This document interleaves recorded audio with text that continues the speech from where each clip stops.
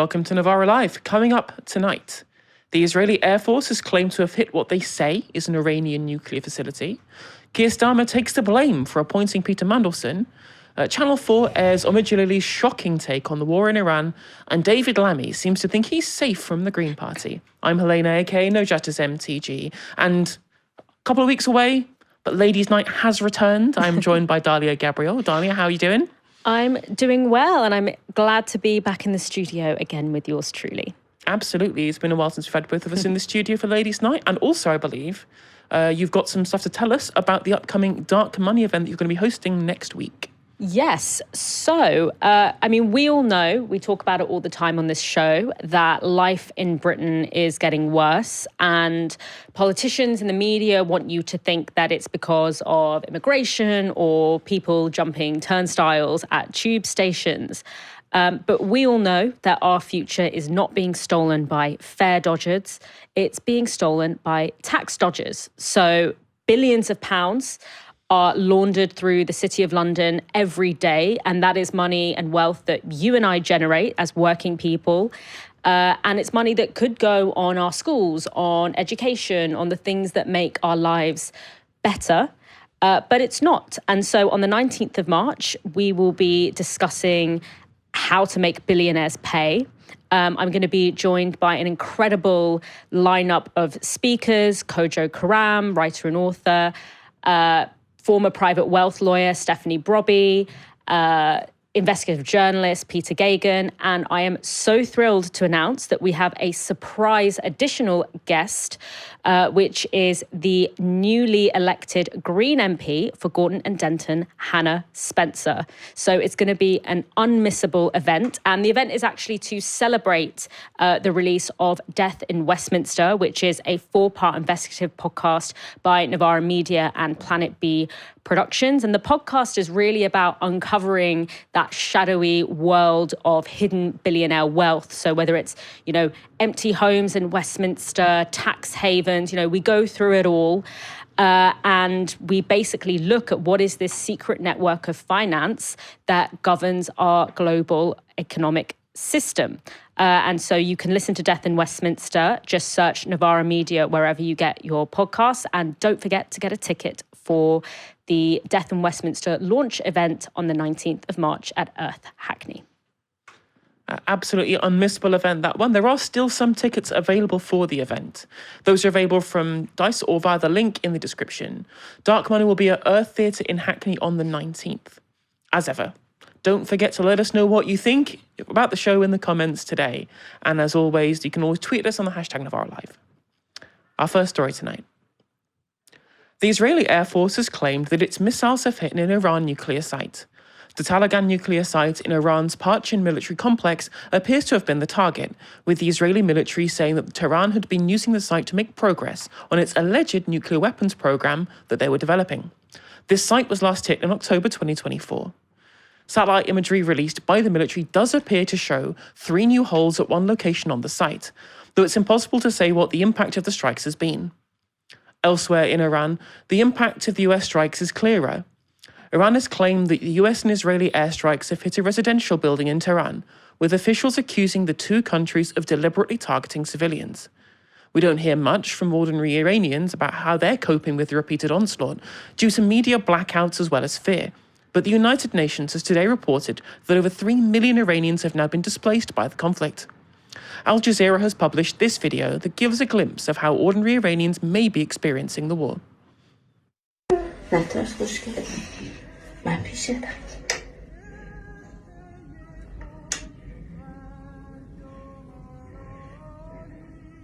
ترسیدی؟ منم همینطور. منم ترسیدم. من پیشتم. تو هم پیش منی.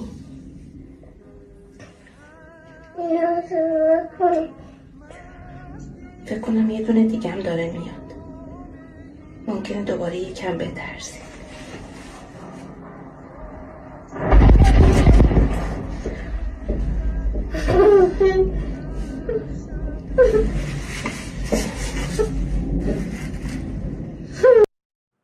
If you're listening to the podcast, the video shows a mother holding and comforting her young son.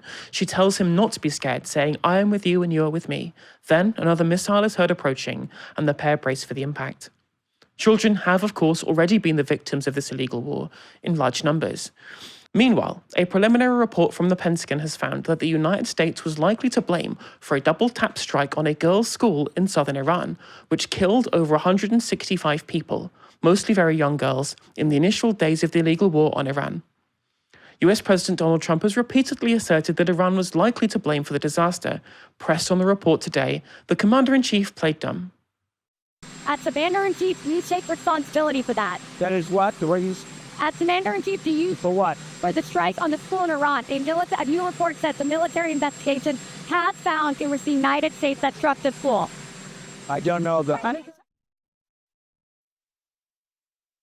A report from US channel CBS last night also suggests that the White House is concealing some of the costs of the war from the American people. We know that 6 US service people were killed in a drone strike on a US base in Kuwait in the first hours of the US illegal war on Iran with Israel. But sources have now told CBS that dozens of US troops at the base were seriously injured, taking injuries including burns, brain trauma, and shrapnel. This is from that report. Sources described a grim and chaotic scene in the aftermath of the strike on a tactical operations center at the Sharaba port outside Kuwait City on March the 1st. Smoke quickly filled the building, making it difficult to rescue those inside. More than 30 military members remained in hospitals Tuesday night with battle injuries from the Kuwait attack. 1 at Brooke Army Medical Center in San Antonio, 12 at Walter Reed Medical Center in suburban Washington, D.C., and about 25 at Landstuhl Regional Medical Center in Germany, sources said. More than 100 medical personnel were sent to Landstuhl to assist, one of the sources also said. Now, that is a massive revelation. Defense officials had previously described 5 service people as seriously injured. On Tuesday, a Pentagon spokesperson said about 140 American service members have now been injured in the war. Dalia, we have seen plenty of significant impact on people on both sides of this conflict. I'm sure there are probably plenty more sympathies we have with those who did not choose to enter this war. And it does show everybody the grim reality of what is being engaged here by the US and the Israeli governments. Yeah, absolutely. What really struck me about that clip that was shown there is the parallels between that and the footage that we have been seeing coming out of Gaza now for 3 years. And so much of what we are seeing happening now is part of a textbook that was written in Gaza. It's a page out of a textbook that was written in Gaza. You know, there's even down to the absurd claims that Iran was the one who attacked the school of girls, and in order to deflect from the fact that it was very clearly an American/Israeli attack. We saw that, to me, it just drew these parallels with what we saw with the Al Ahli hospital in 2023, where a hospital is bombed and Israel comes out and says this is the result of a misfired Hamas rocket, despite the fact that I have never seen a Hamas rocket able to cause that level of damage, purely because of how sort of underdeveloped these rockets tend to be. And then we end up wasting days and days discussing whether or not this could be true. It's almost the exact same process that we are seeing. And I think, you know, that the claim that the US has managed to hit an Iranian nuclear facility is a deliberate discursive response to the fact that many Americans, including within Trump's own base, do not really understand why America has entered this war. Why has America attacked Iran when the president ran on a platform of no new foreign wars? And there's a eerie similarity with the widely unpopular and Iraq war, which is, you know, across the political spectrum considered to be a mistake when we're talking about ordinary people. But when you say, oh, we've hit a nuclear facility, it manufactures consent, as it were, to say, okay, well, there's a point to this. There's a broader reason why. And much of this is centered around the idea that Iran was on the brink of developing a nuclear weapon that would put the whole world at risk. And we know that there has been no independently verified or concrete evidence that Iran was developing a nuclear weapon or even trying to develop a nuclear weapon.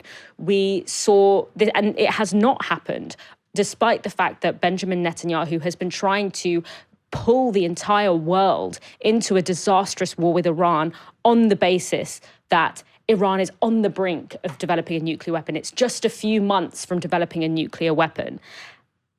But not only do we not have any independently verified evidence of this, but Iran signed a treaty with Obama to deplete their nuclear resources so that it would be actually impossible to develop a nuclear weapon, and to welcome independent verifiers into Iran to check that this deal was being upheld. And that deal was not broken by Iran. That deal was broken by the US. Iran has actually never dropped a nuclear bomb. The US has. So you want me to believe that Iran is such a rogue state and is such a threat is a nuclear threat to world peace, when it is the only side of a nuclear treaty that upheld its bargain, and it has never dropped a nuclear weapon, and we have never seen evidence that it has developed the capacity to drop a nuclear weapon. I mean, it's so clear here that this is nothing to do with the idea of securitizing the region, and it's nothing to do as well with implementing democracy in Iran. The truth is that the only rogue states here are the US and Israel. Exactly. I mean, like, Oman were the ones mediating the discussions that were interrupted by the invasion that were happening at the time. And as we are now seeing, there are significant levels of blowback that people are going to be seeing in the region too. Now, Iran's defences aren't all directly military.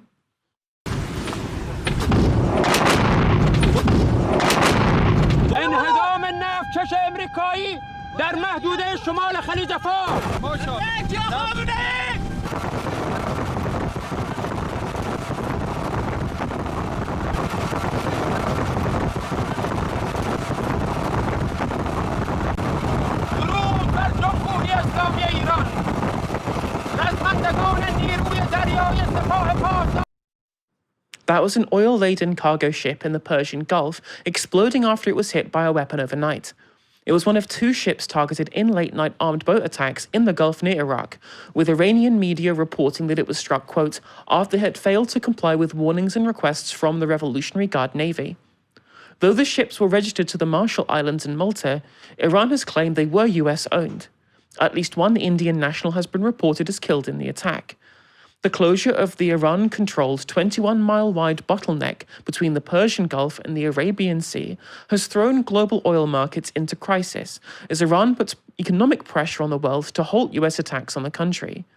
Last week, US President Donald Trump promised that the United States military would begin guiding ships through the strait to keep roughly 1/5 of the world's oil supply flowing. His Energy Secretary Chris Wright has now implied that undertaking might be on the never-never. I think people would love to see the Navy being able to escort a tanker through the strait. And earlier this week, from an ex-post, it looked like that was happening. It wasn't happening. I guess the White House later said that it was incorrect. Why isn't it happening? Can it happen now? Will it happen soon that the Navy can do that? It'll happen relatively soon, but it can't happen now. We're simply not ready. All of our military assets right now are focused on destroying Iran's offensive capabilities. Donald Trump took a different view last night. We're just riding free range over that country, and now we're going to look very strongly at the Straits. The Straits are in great shape. We've knocked out all of their boats. They have some missiles, but not very many. I think we're in very good shape.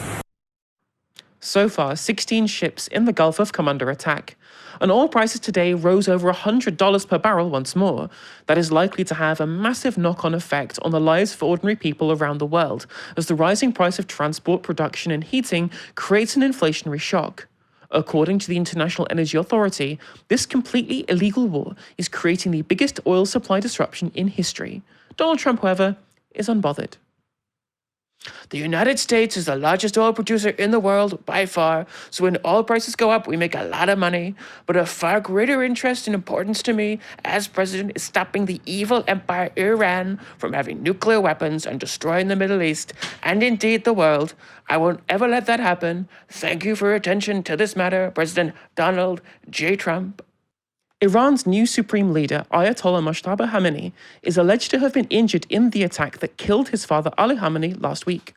He is yet to be seen in public, but Iran's state broadcaster read out what is said to be his first message to the Iranian people since he assumed the leadership.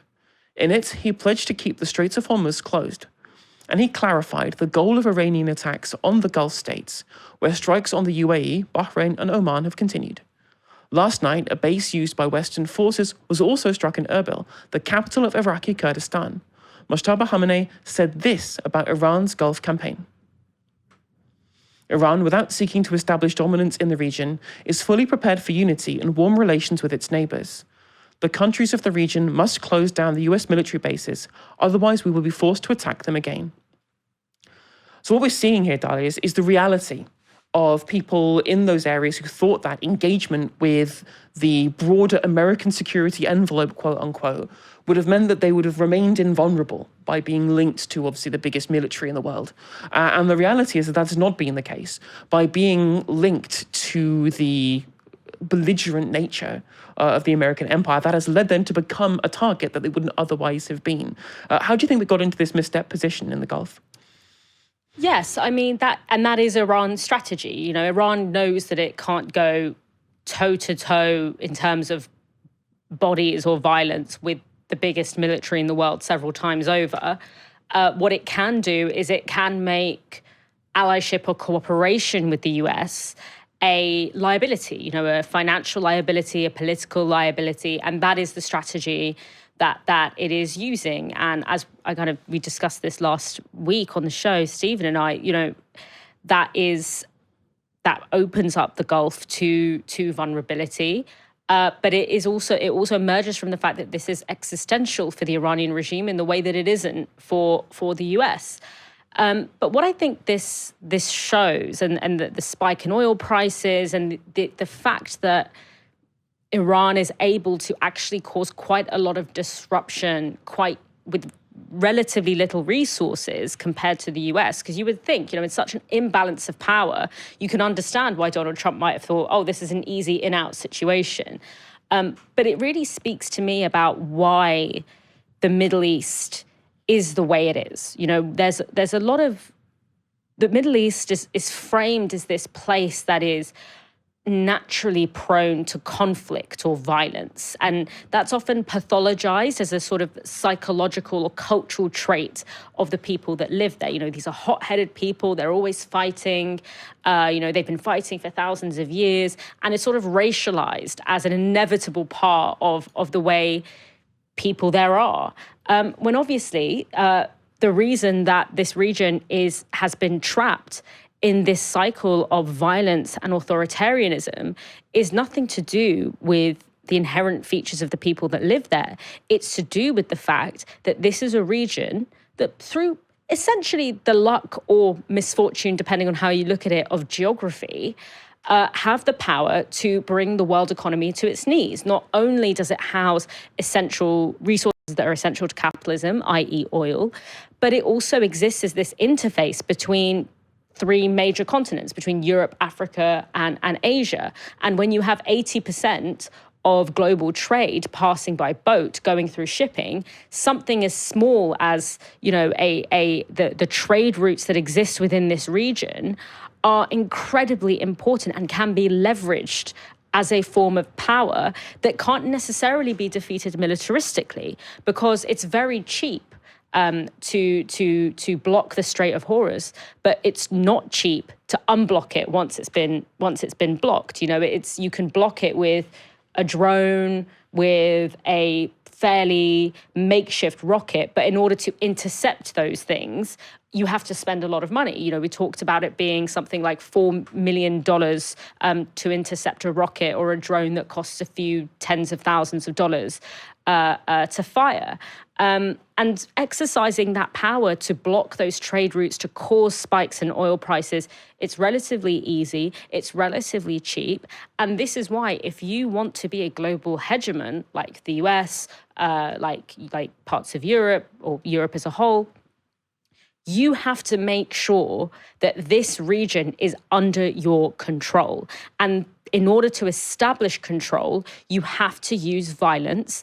And this is why we end up seeing this constant stream of not just civil war, not just unrest, but also of foreign-backed dictatorship. The reason that we have dictatorships in the Middle East is not because of this idea that Middle Easterners need hierarchy or they need a strongman, which is literally something that you will hear within, amongst international relations scholars or politicians, that these are people that need a strongman, they like a strongman.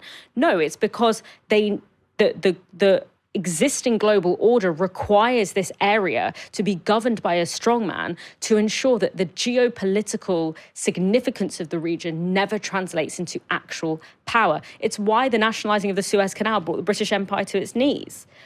So that is why this region is characterized by authoritarian governments, by civil war, by violence. It's because of the misfortune of being a geopolitically essential part of the global economy.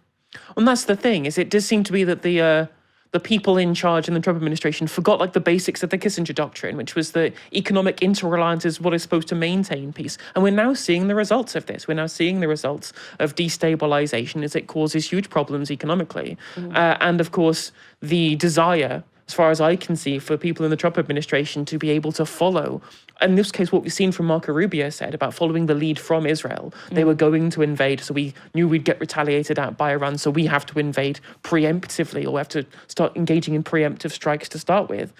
They would realize that there is going to be a knock-on effect that's going to affect everybody, because this is the basics of something like the price of oil, which is the underpinning of all production. All production requires energy, especially since the Industrial Revolution, where fossil fuels have been the mainstay energy production. This is going to have a knock-on effect on the entirety of global growth, the entirety of the global economy. And their interest in somehow following the line from the Netanyahu regime in Israel is going to have huge effects for everybody else, and we're all going to suffer the consequences. Speaking of partners in international war crimes, Israel and the United States show no sign of slowing down their assault in the entire Middle East. And for Israel, Lebanon is once again a prime target for Tel Aviv. Explosions rocketed Lebanon's capital Beirut again last night, as Israel carried out what it called extensive attacks on the city's southern suburbs. Though the assault appears to have now widened to other parts of the city as well. At Beirut's Corniche seafront, an apparent double-tap strike killed 8 people, according to the Lebanese authorities. One strike appears to have been targeted at a car, with a second strike reported moments later after people had gathered to help.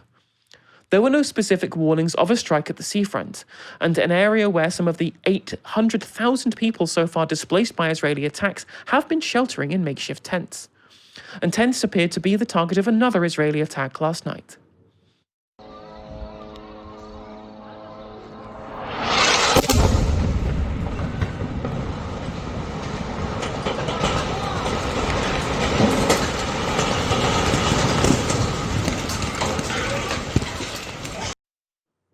That was the moment an Israeli missile struck the Al-Ansar refugee camp west of Gaza City last night.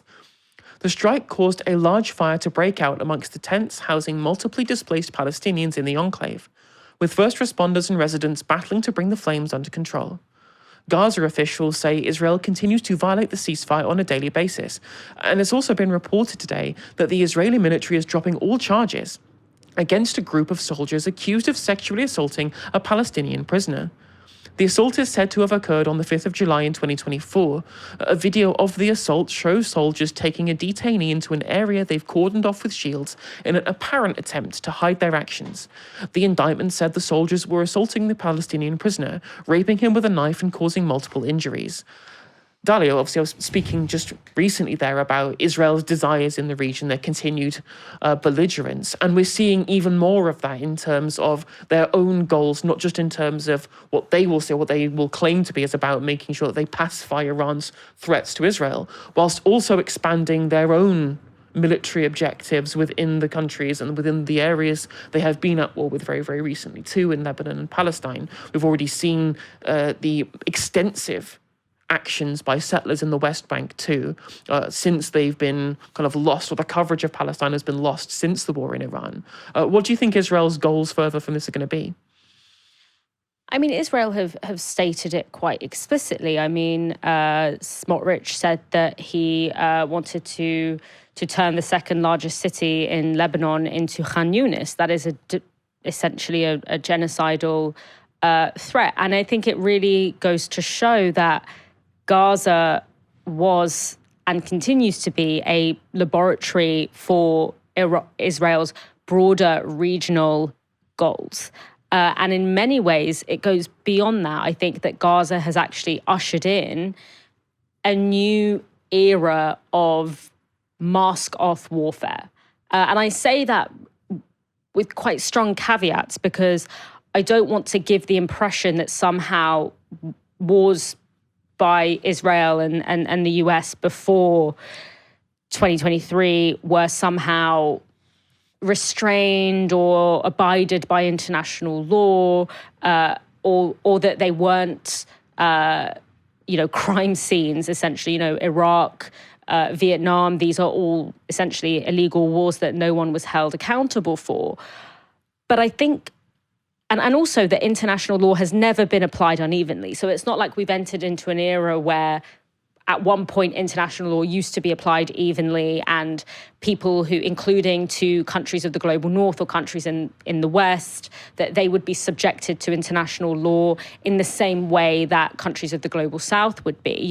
International law has always been weaponized in a sense to maintain the existing kind of global order. But I think what's interesting about this moment is we've seemed to have shed the need for even a level of plausible deniability. When you look at the war crimes of, say, Iraq, things like Abu Ghraib, things like the use of double tap, these were things that the US government actually tried to cover up. We know about these things because of leaks. We know about these things because of leaks from people like Chelsea Manning. We know about these things because, the Abu Ghraib images of sexualized torture, which we're seeing here, were leaked. It generated a kind of controversy. It maybe didn't generate consequences, but it generated a kind of controversy. And I wonder what will have changed now that we have gone from trying to cover up those kinds of war crimes, it seems, to actually boasting about them, to actually, in a sense, almost releasing footage of it as a sort of indication of the fact that Israel, the US, can go as far as the human mind can possibly imagine in terms of torture and violence and ethnic cleansing with impunity. And I would argue that even though what has happened historically in terms of the wanton ability to break international law by Europe and North America and the US, whilst I would argue that that is precedent rather than a sort of discretely separate era of American history, I do think that the fact that we've shifted from a culture of covering those war crimes up or trying to hide behind moralistic explanations to actually expressing and using that as a form of expression of militaristic and colonial power, it does widen the jurisdiction for violence and ethnic cleansing and a reshaping of the region in a very direct way. And I would argue that the reason that we have seen that kind of shift is because we don't live in a unipolar world anymore. It's very easy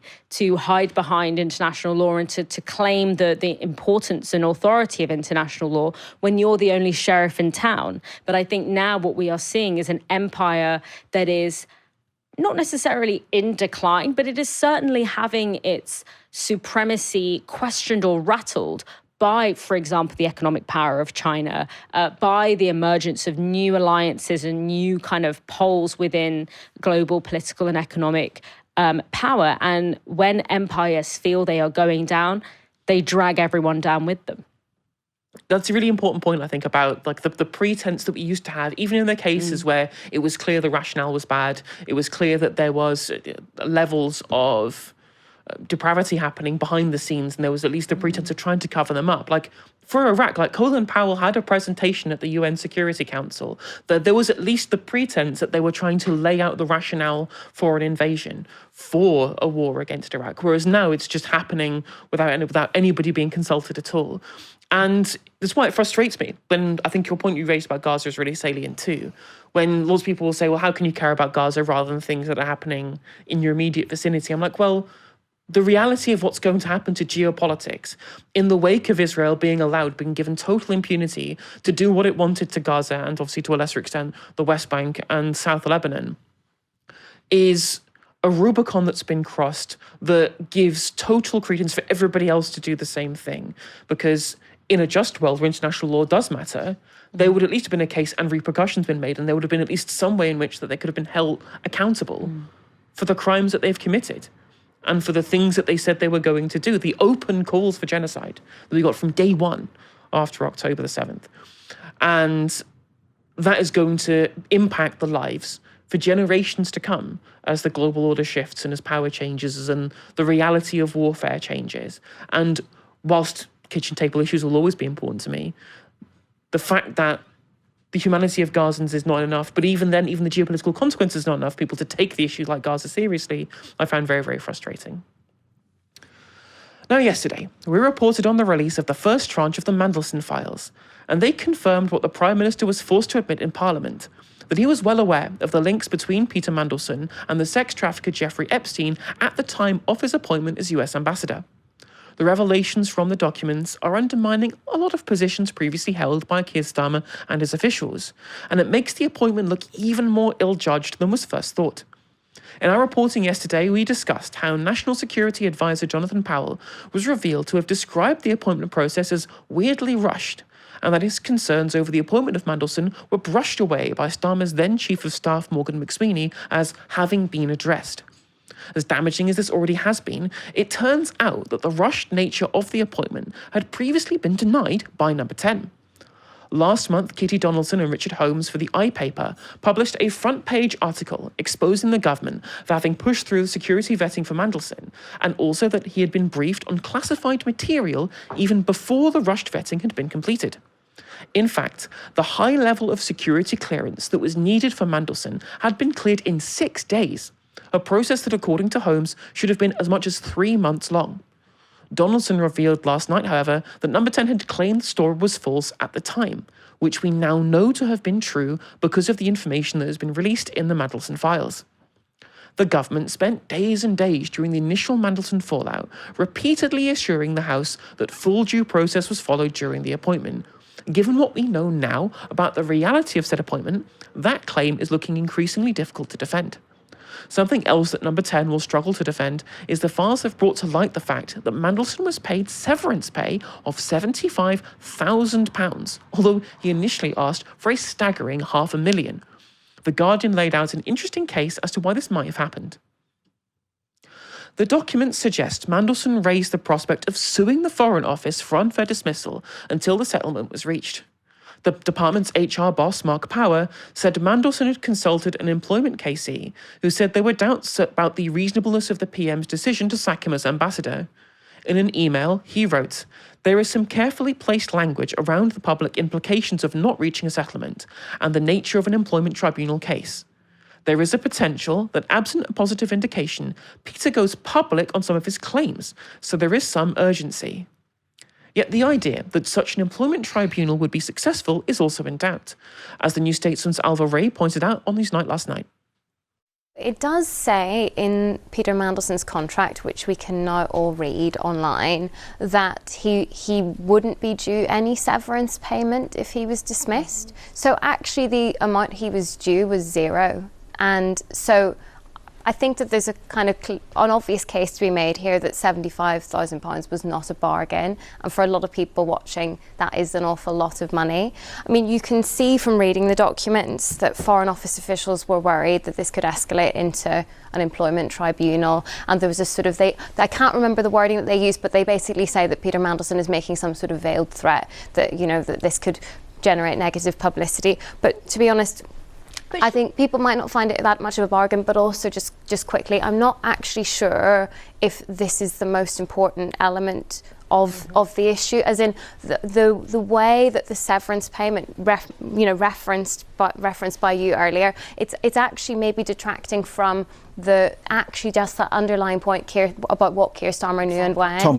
This raises a lot of questions about what claims Power thinks Mandelson would go public with and why, given the nature of the contract. Number 10 felt it necessary to part with £75,000 to keep Mandelson happy. Who isn't happy is the public, who clearly don't want their money being spent paying off disgraced politicians. Lots of calls have come for Mandelson to donate his severance to charity or to return it to the government. In true Starmer fashion, however, the response from Number 10 is pretty incoherent. There's an initial tweet from the Daily Mail's editor saying that Number 10 says ministers were right to give Peter Mandelson a £75,000 payoff after he was sacked in disgrace, but also that he should give it back. And as a friend of the show, Matt Zaib-Cousin, points out there, that is Starmerism in an individual tweet capsulated perfectly, which is that, yes, it was absolutely the right thing that we did that thing, but also it's also right that that should be reversed by the person that we gave the money to. Dalia, this does seem to be like the government's got itself in quite the pickle, given the forced release of the files. I honestly just do not understand how Keir Starmer is still leader of the Labour Party when he is constantly forcing his MPs to humiliate themselves in his defence. I mean, they've even lost their enthusiasm in doing it. I guess, you know, what's interesting about the sort of the rehaunting of British politics by Peter Mandelson is I naively sort of thought of Peter Mandelson as a kind of relic of the past. But it's clear that he still remains so, or at least until very recently, so incredibly powerful within the Labour Party. I mean, two of his protégés have completely inexplicable levels of influence in the party. And I say inexplicable because they can't be explained by anything visible to the human eye. I mean, when you're talking about, if you're going to talk about organic popularity or meritocracy, they clear neither of these bars. And I'm talking here about Morgan McSweeney, who at one point was considered to be one of the most powerful people in the history of the Labour Party, a position that he rose to in a relatively short space of time in a way that is quite inexplicable to most people. And of course, Wes Streeting, who is largely considered to be Starmer's successor, you know, a Labour leader in waiting. Neither of these people are organically popular or successful. And so it kind of puts my mind at ease in a sense to know that, oh, yes, like there is a reason that they have managed to have this rise in the Labour Party despite being so deeply unpopular and unimpressive. And it's because someone who is able to wield the level of power, it seems, like Peter Mandelson, has the ability to essentially cherry pick key figures within the Labour Party to this day. And when it comes to the position, you know, when it comes to the security clearance and what might have been happening behind the scenes when Peter Mandelson was given clearance, what we have to understand is that Peter Mandelson's ongoing power, the power that enables him to operate within the US, his power that enables him to continue to cherry pick key figures within the Labour Party, is not something that exists in parallel with his relationship to people like Epstein, but it is something that exists through his relationship to people like Epstein. Epstein was a power broker, and the way that Peter Mandelson has been able to cultivate and maintain an iron grip within British Labour Party politics is because he was able to enter this network of power that was cultivated by people like Epstein. And in order to enter that network of power, he had to be willing to witness certain things, allegedly, keep certain secrets, allegedly, in the same way that most people within that kind of network of power had to. So his power and his relationship to people like Epstein, allegedly, exist in tandem with one another. They are not sort of separate parts of Peter Mandelson's life and career. Now, a key thing that's been put into sharp focus has been the many, many, many times over the last 20 months has also been the case, is Keir Starmer's consistently poor political judgment. Jess Phillips, a Labour MP for Birmingham Yardley, was asked about his errors over a subject like this that she is well known for caring about this morning on Good Morning Britain. A government that's made a really big mistake here on the one issue you care about most. Yeah, but I have to say, my years of experience mean that for many, many years, long before I was elected to Parliament, I was in rooms trying to make systematic change that was better for victims. And one of the people who was in those rooms with me was Keir Starmer. Now, I have to go on my own personal experience because I haven't seen all the documents. There is nobody, no Prime Minister, certainly that I've ever worked under, either on the front line or now, who I have ever found as much of an ally on violence against women and girls. And when I have kicked off, as you might imagine, I kick off quite a lot, about things not being done, things not being cultural, things not being systematic, it is always him who backs me up. My experience of being in government is completely counter to this mistake, I have to say. This terrible mistake on Peter Mandelson.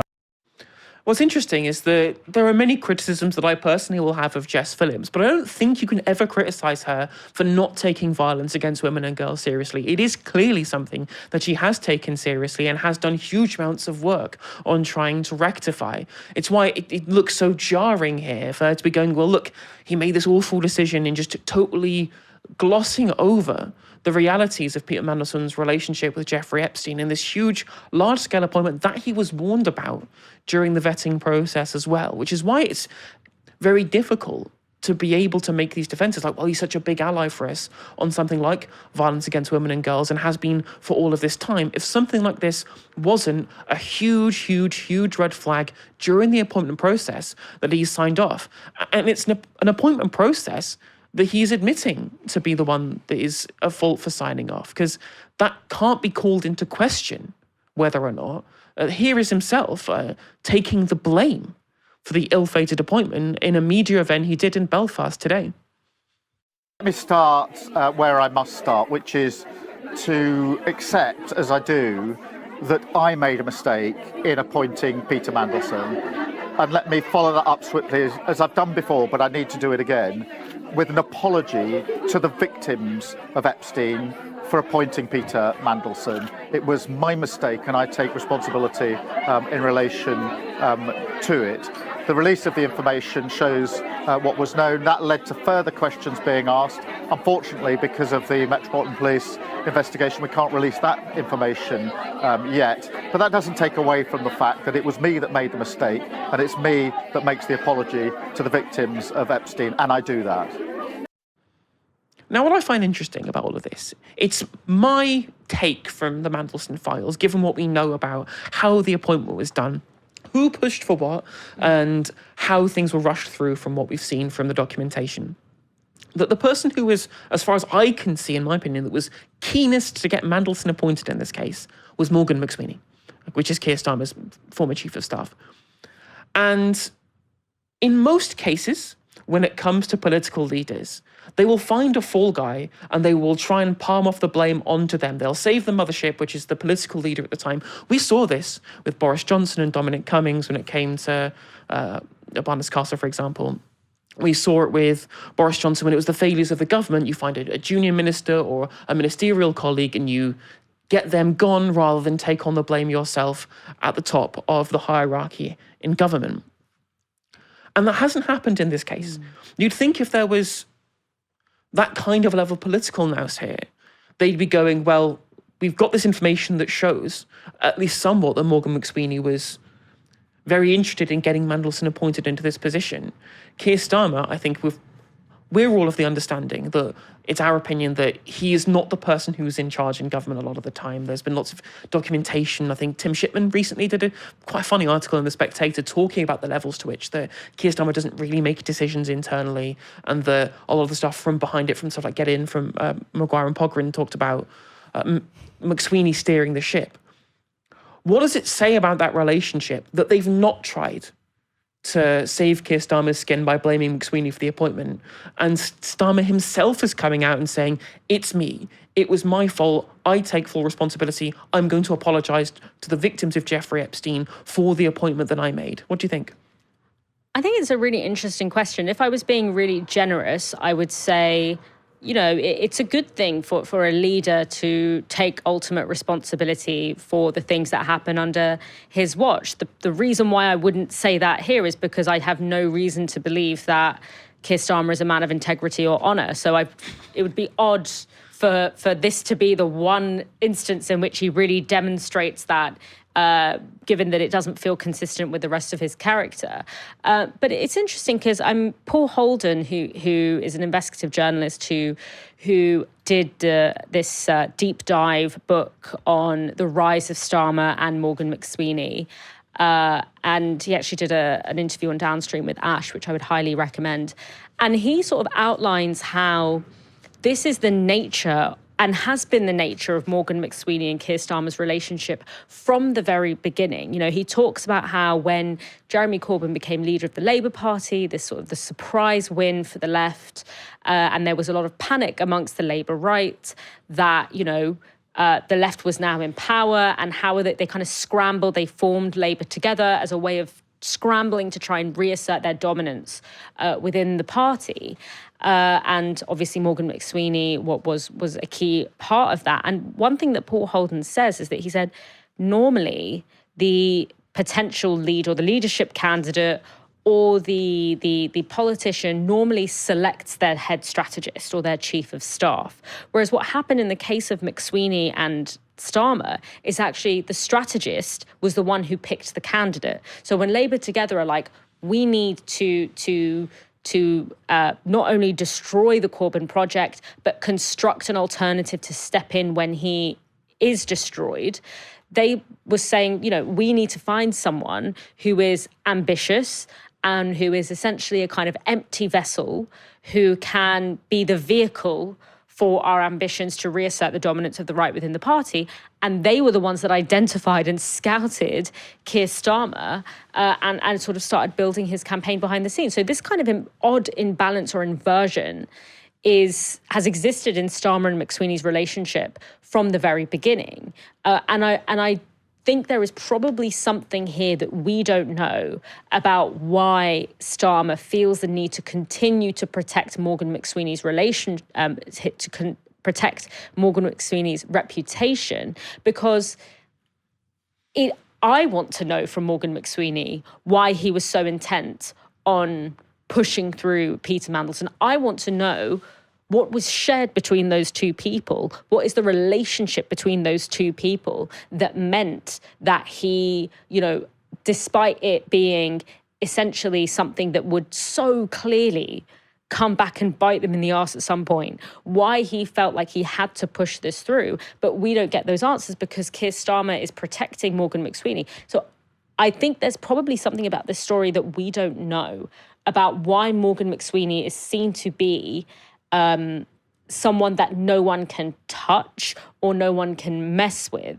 And I wonder if it's because, you know, the powers that be within the Labour Party who are invested in continuing to cultivate the right within the party and retain the power of the right within the party see Morgan McSweeney as more indispensable than Keir Starmer. Well, I think he certainly is more indispensable. I think that given what we know about the reality of Keir Starmer's approach to governance, he could be replaced by, you know, a balloon with a face in it, as far as I can see, and you probably get the same result in terms of the level of governance. And of course, we're seeing in terms of the polls, in terms of approval ratings, in terms of electoral losses, both in Gorton and Denton, and potential losses that are being projected in the May local elections. Keir Starmer's political future, it's not particularly a lengthy one. None of us are really thinking that he's going to last much longer than May's local elections. So if they really are, quote unquote, saving the mothership here, it's clear to me that McSweeney is the one that they will need to save. Keir Starmer is expendable. He was always expendable. I mean, we now know that they were always expecting to have 2 terms in opposition. That's why they spent 5 years trying to purge the left, and then they had plans to spend 5 years doing policy development, according to Maurice Glassman on Newsnight. And then they just accidentally found themselves in government after Liz Truss, and all of that happened. And so Keir Starmer was only ever, as far as I can see, potentially going to be a caretaker leader of the party until somebody like Wes Streeting would come along. And full of charisma, Mr. Wes Streeting. As the media continues to remind us, apparently, that he is. And so any future Labour Together kind of cultivated leadership that would be there to usurp Starmer in the event that he did step down, they would almost certainly, as far as I can see, have links to someone like McSweeney or people of his ilk, given that he used to be the director of Labour Together, or he was during the Corbyn years. And so he is far more important to the Labour Right project than Keir Starmer ever was. He was only ever there to be the one as the vector with which they were going to do the purges in those first term in opposition that they thought they were going to have as part of those 2 terms. And so it does seem to me that it makes perfect political sense if that is going to be the dynamic for Keir Starmer to absorb all of the failures of the Mandelson scandal, make it his problem, a problem of him. Then when he goes, they can put it in the past box. You can put it in the box, you can seal the tomb and put it away, so that when anyone brings themselves back to think about the Labour government when they try and get re-elected in 2029, they'll go, oh, well, that Mandelson stuff, that was all Keir Starmer. Yeah. Keir Starmer's gone. He's in the past now. The winter fuel allowance, you don't have to forget that. You can forget all the disability cuts. It's something different. When in reality, it was always the same, because it's the same Labour Together people, the same Labour Together fingerprints that there would be on the governance of the party if it was replaced by another apparatchik from that political wing. Omid Djalili is a British-Iranian comedian who's been a vocal opponent of the way the Iranian government and its internal security apparatus treats the country's population. Well, who isn't?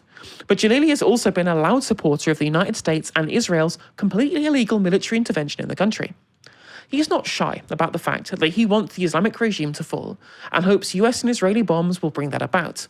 Last night, he appeared on Channel 4 to explain why. I mean, I should tell you, Christian, when we talk right now, it's not even me giving you my opinions. My opinions don't matter at all.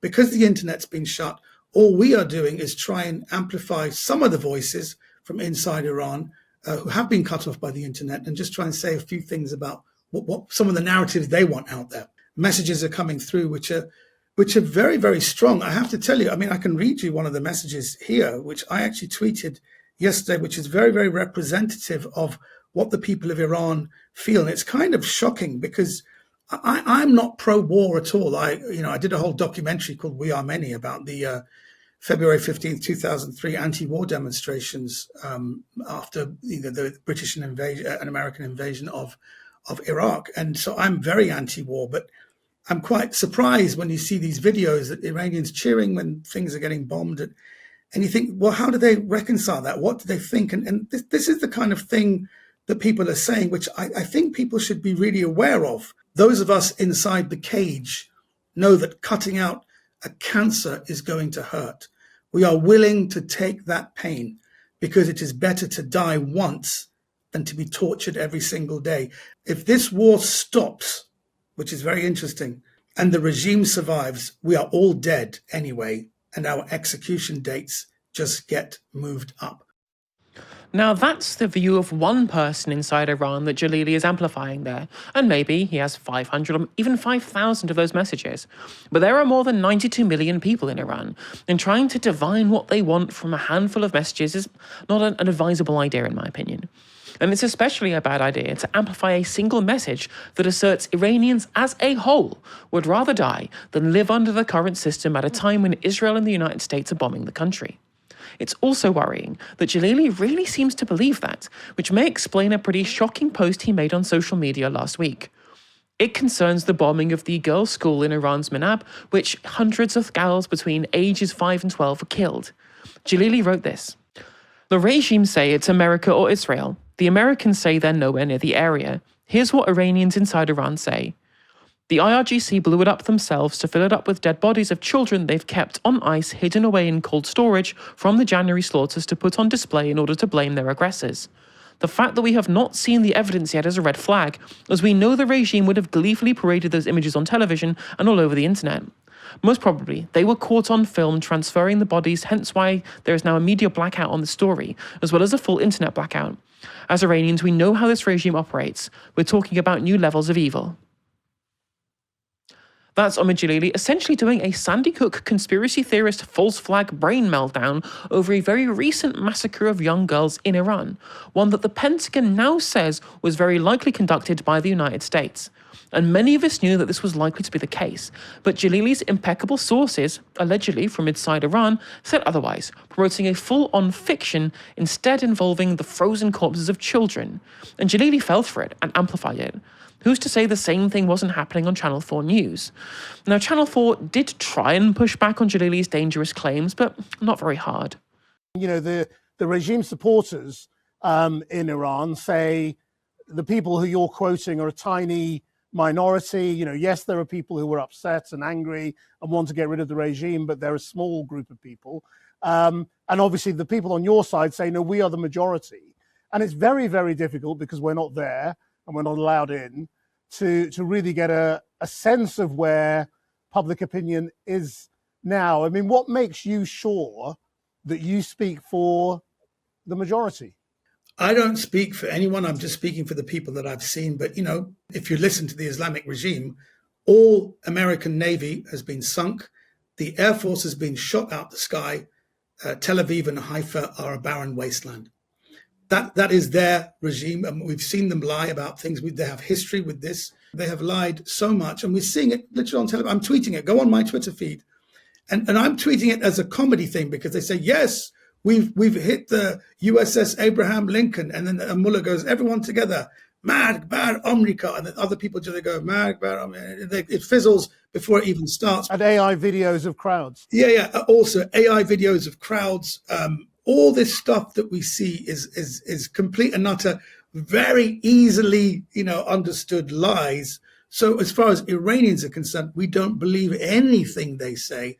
And when the people of Iran are saying we are the majority, that's what we believe. Yes, the Iranian government pumps out misinformation. All sides in war trade in misinformation, of course, evident including Jalili's. The central thing here, I think, Dalia, is that, yes, Iranian regime does terrible things. We're not going to be contentious in terms of trying to deny that, because of course that's true. But there needs to be an analytical framework as to how you make life better for the people in Iran. And it is clear to me, regardless of what the stories that come out of Iran are, that bombing campaigns, hitting oil refineries and showering countries of millions and millions of people in acid rain are not going to achieve that. And it doesn't matter how much you personally dislike a regime, trying to even imply that somehow the deaths of all civilians as the causes of this illegal regime change war, that again, this isn't trying to actually materially benefit the life of Iranians. This is being done, as far as I can see, upon the yoke of the interests of the Israeli government, which is causing untold damage to the global economy, the internal economy in Iran, to the lives of civilians that they kill, and indeed to the future of the priceless artifacts that exist in Iran, cultural heritage sites. This doesn't seem to me, given the history of what we know about how these kind of bombing campaigns have worked in these illegal regime change wars. You only have to look at things like Libya to know what the negative externalities of these campaigns are, that no matter how sincere somebody is in disagreeing with these regimes, it just doesn't work. It hasn't worked. What's your take? I mean, we only entertain the idea that you can fix political issues with invasion and war when it comes to brown people, when it comes to countries of the global south. I mean, if you look at the US, right, the US had a sustained period of formal racialized legal segregation, during the Jim Crow era. Currently, in this moment, there are more black people in prisons in America than were enslaved, right?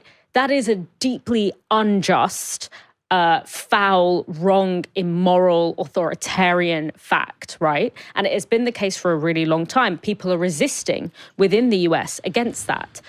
Do I think that issue can be solved if, like, a Pan-Africanist leader in Africa decided to say, well, America is oppressing black people in the US, so we're going to kill schools full of children in the US in order to liberate people from the injustice of the American regime. I mean, we would patently see that as absurd. But when it comes to countries of the global south and the cheapness of life in many of these areas, there is a sense that you can only ever resolve political issues through war, or that it's somehow okay. And I think there's something that the thing that I found so disturbing in what Omid Djalili said there was this idea that, you know, people there would rather die than live another day under the Iranian regime. And I can understand the sentiment behind that. But I just think to say that in the context of an illegal invasion is essentially, to me at least, it essentially involves giving a moral cover to the idea that these people's lives right now don't matter in the pursuit of the political project to remove the Iranian regime. Political project that, you know, I'm sure many within the country want to see, what might agree with, but not through bombing and conflict and war. And I think the thing about, you know, Omid Djalili being appointed the kind of this, you know, he says like, at the beginning he says, you know, I don't represent Iranian people, but by the end of the clip he's saying, you know, we as Iranians all believe that, or we as Iranians believe, and he kind of starts to invite the we into the conversation, which I think is quite interesting. But when it comes to the issues that impact, you know, people who aren't white, essentially, the media has this tendency to think that there is just like, we're just this sort of like essentialized, homogenous group of people. And if you pluck anyone out from us, will be the transmitter of that essentialist information and sort of the Iranian position. It's kind of like the equivalent of, you know, Brexit happening in Britain, you know, this big political crisis that there's, you know, so many complex reasons why this might be happening. And in the US, then being like, well, clearly, you know, the authoritative voice on this is James Corden, just because he happens to be British. And it's like this kind of identity politics where it's like, suddenly when it comes to these issues, there doesn't need to be a question of like, because like producers make editorial decisions all the time of like, who are we going to bring on to speak about this and what qualifies them? And I guess it's like just being a well-known person with that background. To me, it feels like an odd reason, not necessarily to hear from someone, but that wasn't just like a panel show or a show where we were hearing from multiple voices. That was a 25-minute interview of just him, where despite him saying, I don't represent the Iranian people, it was kind of the staging and the production of the show kind of gives that impression. And there is no evidence to believe that people who are living in Iran, because obviously Omid Djalili does not live in Iran, that people within Iran, whatever they might think of the Iranian regime, there is no evidence to believe that they think that American bombs are going to resolve the problem. And I can have a lot of I have a lot of compassion. You know, Omid Djalili lost his brother or a member of his family, I believe, was killed by the regime. I think, and I don't necessarily think like that he should, like his voice is completely worthless. But when you think about it in the context of the complexity of this issue and the fact that we are in the middle of a war, and the fact that he has kind of circulated absurd conspiracy theories that have that, you know, if they came out from anyone else would sound unbelievable.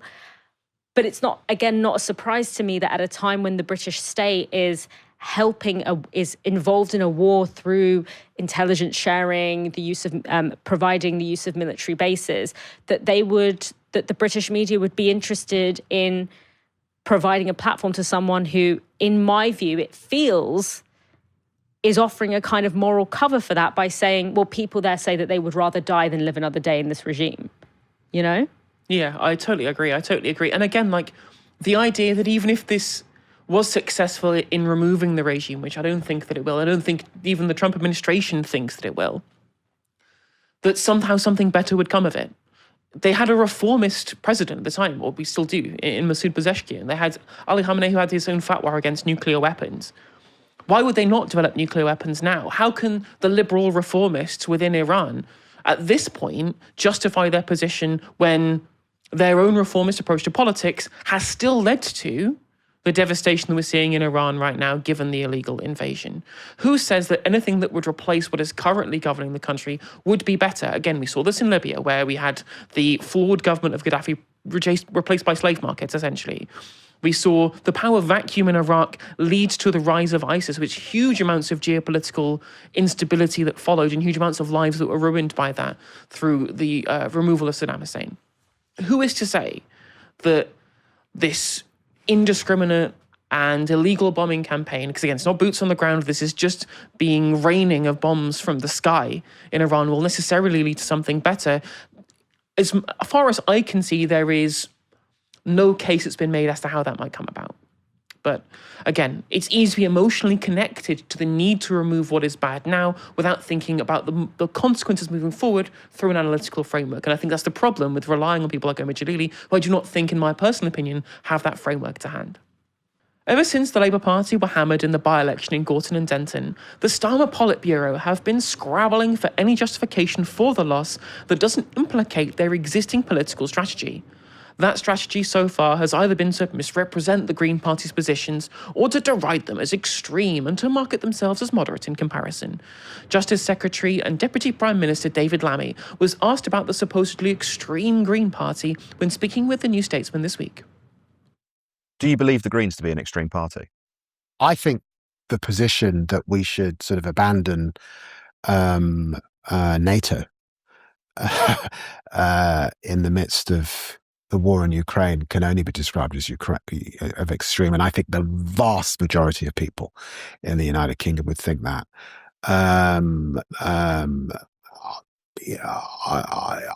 There are Green councils that have blocked council housing. That is not progressive in my understanding of progressive. A kind of NIMBYism that creeps in. That is absolutely not where my voters are in Tottenham.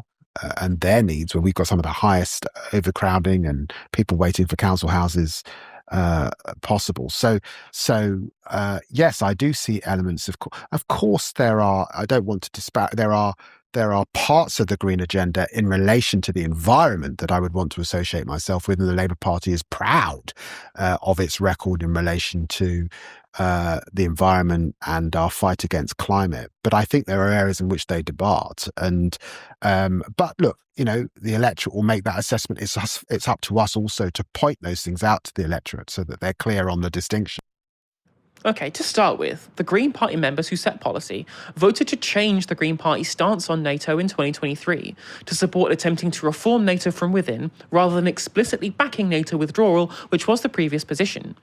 This question has been put to Green Party leader Zach Polanski many times, and he continues to respond that the party does not back NATO withdrawal immediately for the reasons Lammy states regarding Ukraine.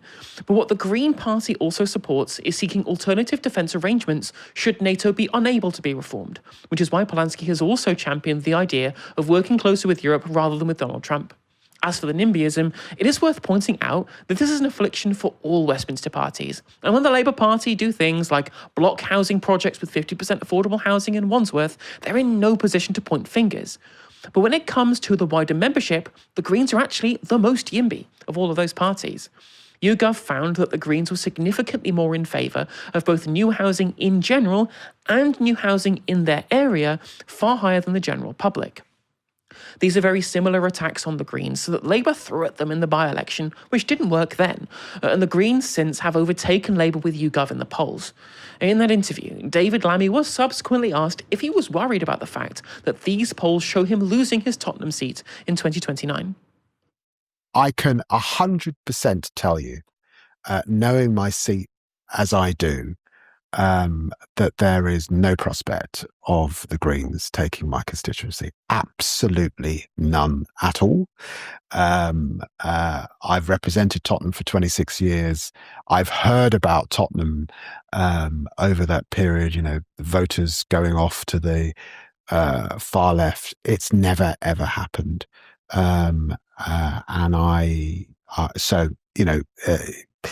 People can make their predictions, but as long as I've got anything to do about it, I think the people of Tottenham at the next election will make their assessment of how we've done as a government and the Labour Party, and I've got every confidence that I'll fight for every vote and win. Clipped and shipped, chat. Clipped and shipped. Bookmark this for the future, because I feel like, my personal opinion, Lammy's going to be left with a pretty red face in 2029. Again, if the polls continue as they are, then it looks like plenty more seats other than David Lammy's will be lost. And it just shows, I think, how much that, I don't think he understands just how much the opinion against his party and his conduct personally in government is going to hurt the party and his own electoral prospects come the next election. And it does seem to me kind of the absolute kind of the peak of hubris to go out there going, yeah, the next election, they'll just come back to us because of all the successes we've had in government. I'm like, well, it's clear at the moment they don't look like they seem to have noticed that same kind of success that you say that you're going to be delivering for them over the next few years. And the Labour Party more broadly is clearly totally unprepared for what's going to hit them, both, of course, in May at the local elections and potentially at the next election too. And they seem to be operating at the height of conceit by considering themselves entitled to people's votes. What's even more baffling is that they don't even seem to understand why the Greens are winning over any of the voters that they've been losing, or what their voter base even looks like. In the interview we showed you with Lammy, he could only describe the Greens' appeal as quote-unquote grievance politics. But on Times Radio, Labour Together board member Sally Morgan seems to think that people are somehow voting Green by mistake. I don't think the Greens are one block. So I think in a sense what you're saying is a block of people who this time voted Green and a block of people who this time voted Reform. Within those blocks, there are people who should be voting Labour and did vote Labour. And I think it's really important that Labour is quite calm and analytical about it and thinks, well, OK, so what part of that Green vote should really be coming back to us, and how do we do that? And what part of the Reform vote should be with us, and how do we do that? And not think we've got to go after all of it. And I think, particularly if you look at the Greens, look, she made the candidate was great, and she made a really good acceptance speech. Kind of, if you work hard, your life should be decent. And actually, it's not at the moment. An awful lot of Labour politicians could have made that speech and have made that speech at various times. So, but then when you look at what they campaigned on, and particularly what they're saying now in terms of the Middle East, you just sort of think, well, hang on a second, what she said does not represent what they now seem to stand for. So, and I think there'll be a lot of people nationally within potential Green voters who certainly on the international side and broader policies will just think, hang on, no, that's not where I am. So I think it's more complicated. Because you literally said there, all these people should be voting Labour. I'm sorry, they'll vote for whoever they want to vote for, and you're going to have to offer them a political prospectus for them to want to vote for if they're going to do that. They can't just assume you're going to be the natural party of government, especially in a world of tactical voting when you're polling behind the Green Party. That support level will shatter very, very quickly if all you can offer is, well, these really should be our voters. And the kind of attribution of people's opinions on policy there was also quite stark when she was like, oh, well, their policies on the Middle East, I'm sure there are plenty of Green voters who don't back that. I'm like, the Green Party have significantly supported internationalist politics in the way that the Labour Party used to do so for quite a while. The idea that natural Green Party voters wouldn't be sympathetic to the Palestinians doesn't make much sense to me. And that is partly one of the reasons why people like Lammy are probably going to lose their seat. Plenty of domestic issues, but also plenty of backlash due to Labour's continued tacit support for Israel's genocide there. And so given the reality of what we've seen in terms of the kind of person who's defected from the Labour Party to the Green Party, there was an interesting survey that was done by 38 Degrees. And it showed that actually the kind of demographic that is being lost by Labour are more kind of younger millennial types or lower middle class or kind of working class types who work in the service sector, who are on low wages, who are renting, who are in levels of economic precarity. And they also have progressive viewpoints on social issues, and the Labour Party seems to have abandoned these people in lots of cases. And unless they can develop a prospectus to win those people back, I do not see how they can think these people should be voting Labour. It's clear to me they were taking those votes for granted and are still living in a world in which they think they have nowhere else to go, which was the famous Peter Mandelson quote, Dalia, if you remember that one, where he was like, these people have nowhere else to go. We don't have to worry about appealing to these people. And they've gone and said, well, the door is open and you can leave. We're going to shake off the fleas. And even their strategists are out there going, well, these people probably should be voting Labour, so we'll just continue on the path that we're on and everything will come good in 2029 or indeed in May this year. They're in for a shock, aren't they? I mean, I found that clip from David Lammy so unbelievably distasteful and just like a 101 in bad political comms. Like, voters don't like to hear that politicians think of them as having nowhere else to go. They don't like to hear someone that they have elected say, well, who else are they going to vote for anyway? You know, to take their votes for granted in that way. You know, David Lammy, if he wants to respond to that question of, you know, do you think you might lose your seat to the Greens? Talk about what you've done for Tottenham. Talk about, you know, the fact that you respect Tottenham, the voters in Tottenham, and, you know, this is what you want to deliver for them, and you're going to fight hard to retain their trust. Don't sit there, lie back and smirk and say, you know, I know the people of Tottenham and they're going to vote for me, as if you're just like, it's your birthright, like you're just entitled because you're a Labour politician to the votes of people's votes, just because who else is Tottenham going to vote for other than Labour? And I also, I mean, that clip that we saw from the kind of professional political understander, you know, who's brilliant insight of like, oh, well, these people should be voting Labour. Why? I don't have to vote for anyone. I shouldn't be voting for anyone other than someone who offers me something that aligns with my interests and position. And it's that kind of hubris that I am really surprised, actually, that in a post-Gorton and Denton world, that they would have the arrogance to continue with that. And I think, like, we are just in a moment of British political history that the current elite class are really unfamiliar with. They really don't understand, because it hasn't happened in nearly 100 years, which is that, you know, our political system, which is cleaves towards, you know, first past the post, cleaves towards a two-party system. And right now, the dominance of the two parties that have been in charge for a very long time is being genuinely questioned. That has not happened for a really, really long time. And I don't think that the commentariat and the political class have been shaken out of their delusion yet, the extent to which people feel failed by the kind of politics that they represent. And also what has changed, you know, because I often wonder, you know, people like David Lammy or Wes Streeting, people who, as far as I can see, are not aligned really with the history of the Labour Party, with the positions, especially Wes Streeting, who nearly got his arse handed to him in Ilford in the last election. You know, where I sometimes look at them and I think, why are you in the Labour Party? Like, why aren't you just like a Tory or a Lib Dem? Because that seems to align, like, you aren't pro the Labour movement. You aren't even centre left. Like, you are pro-privatising the NHS. You're cavorting with genocidaires. Like, you don't seem to be aligned with the actual principles or positions of even just the Labour Party base. Like, why would you want to be in a party where the voter base are deeply unaligned with you ideologically? And a big part of that reason is the first past the post in the two-party system. Because if you live in Tottenham or you live in Ilford and you have political ambitions and you want to have a political career, a lot of the time you are living in a one-party constituency. And so you have no choice but to build that political career within the party that dominates your constituency, which in the case of someone like Lammy is the Labour Party. And so whether or not you are actually aligned with the values of the Labour Party is somewhat irrelevant to whether or not you get involved, because you're motivated by the fact that you have ambitions to become a politician. And this is the only vehicle in town where you live. That's breaking now.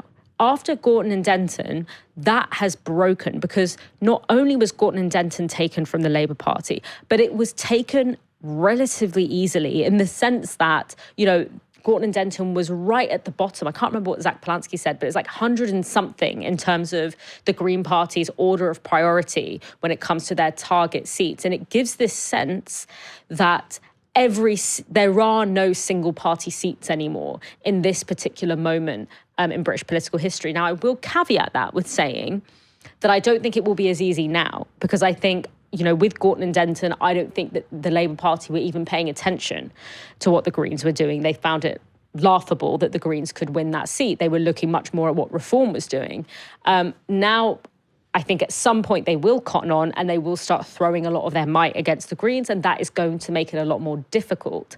But I'm surprised that it seems like that penny hasn't dropped yet, because for me, Gorton and Denton, you know, was a groundbreaking moment that really signaled that, not that the two-party political system was changing, but that who those two parties were is suddenly contested in a way it hasn't been in about 100 years. I think I agree. It was an interesting moment. I was watching one of the Times podcasts, which had one of their political correspondents, Patrick Maguire, on it, and he was pretty outright saying the result in Gorton and Denton could signal the heat death of the Labour Party. Like, if they don't find a way of recouping what they've lost by offering these voters something, they will lose them forever. And you're right, these hubris, I think we have started to see the pot shots in terms of attacking the Greens, bringing up like the Sun story from 2013 or attacking them on NATO or drugs policy, rather than offering a better way in their minds of offering the voters the positive policies that the Greens are offering, that it's clear that those voters care about. People do like the idea of rent controls. People do like the idea of wealth tax. They do want to see critical industries and public services in public hands. They don't want to see these things privatized. They don't want the water companies to get away scot-free and be kind of sort of managed by a toothless regulator. No, they want it in-house. These are all very popular policies. And the fact that David Lammy couldn't acknowledge those policies and say, well, it sounds good, but we have this better and more achievable alternative, which I would disagree with, but at least that would be a way of trying to win people over. And respecting that, exactly. The challenge. Respecting the challenge and respecting the voters who have demonstrated through their voting and through their polling that these are the policies that they would love the Labour Party to represent. Because it's a big risk to vote for the Greens in places where the Greens have never won. You know, your vote is very precious, and like, it is a risk. And I'm sure a lot of people, you know, if they had a Labour Party that they could genuinely believe would offer that change, they would want to continue voting Labour because, you know, you have a sense that Labour has won a lot before. I'm not going to accidentally let the Tories in or accidentally let Reform in. It's you who cocked it up. It's not the voter. It's you that is the problem. Exactly. They're doing that thing that they always said that they would never do during the Corbyn years, which is blame voters. They are not trying to engage with the reasons why people voted. They're essentially telling the electorate, you were stupid to vote for these people. They're in their far left grievance politics. You're only doing that because you're frustrated. But when you see our policies, we'll do really well by you and you'll come back to us. I'm like, no, they've seen something else that they like. You need to compete with that. That's how politics is supposed to work. And you will only push these people away if you deride their political choices as being not worthy of your engagement. And it's interesting, the way in which I think that we are seeing political decline of Labour, which will continue. There was a point in the clip from Sally Morgan there where she said, oh, that's a speech that someone from the Labour Party could have given when she accepted the seat. I'm like, maybe a Labour Party 40 years ago certainly wouldn't be something that you'd hear from the Labour Party now, because it wasn't delivered by a privately educated, Oxbridge-educated, politically connected lobbyist or pollster or consultant who's never worked a real job and has spent their entire life being an apparatchik in the Labour Party, who was inserted into their role as an MP by a fixed selection panel that Mandelson helped like oversee and run up the election. Like, you'd never see that kind of speech from a Labour Party, or at least the Labour Party of today, because everyone who's like that has been filtered out. They've been filtered out not just through policy, but through purges and expulsions, and indeed the ones that are still there, God knows why, through being blocked from standing as an MP in the first place. Yeah, and also, I mean, it's kind of lobby journalist brain to think that the reason that Hannah won is because she knows how to give a good speech. I heard it also when Zoran won, and there was a sense of like, oh, it's because he's really good at social media. And then you start seeing people with dog shit politics, you know, doing Zoran-style comms, thinking that that's why Zoran won the mayoral election in the US, in New York, or that, you know, Hannah won because she was just really good at social media and she just is really good at she gives a really good speech. It's like, no, it's because firstly, like, she put in the organising work, you know, the groundwork, same way as Zoran. And also because the alternative that was offered, which is the Labour Party, has been so thoroughly discredited and the trust has broken down so much that I think a lot of the time people will also, like, until this thing dramatically transforms, I'm not even going to consider voting for it. I would rather go with someone who has a track record in a different arena of, you know, standing up for ordinary people, who is a working class person herself, who, you know, is part of an infrastructure that has not betrayed us yet, which is the Green Party. Like, the Labour Party would have to so significantly transform to rebuild the trust of the people that it has called fleas. It would have to, if you think that you can replace Keir Starmer with Wes Streeting and that's going to solve the problem, you really are just like singing on the Titanic as the ship that is your party sinks. You know? It's myopic, isn't it? It's incredibly myopic. It's idiotic. And it's, I mean, for me, I'm like, great, you know, the Labour Party have done enough damage, like, let's have something else. But if you're a Labour Party operator who is concerned with the survival of the Labour Party in these areas, I don't know how you're not, you know, fixing up some of that messaging and realising the depth of transformation that has to happen to rebuild trust. I totally agree. And unfortunately, we've come to the end of the show, but thank you very much for joining me. It was great to be back in the studio myself and to be in the studio with you today too. As always, thanks for having me. As always, indeed. Thank you everyone at home for tuning in as well too. Come back tomorrow for another live stream from 6 p.m. For now, you've been watching Novara Media. Good night.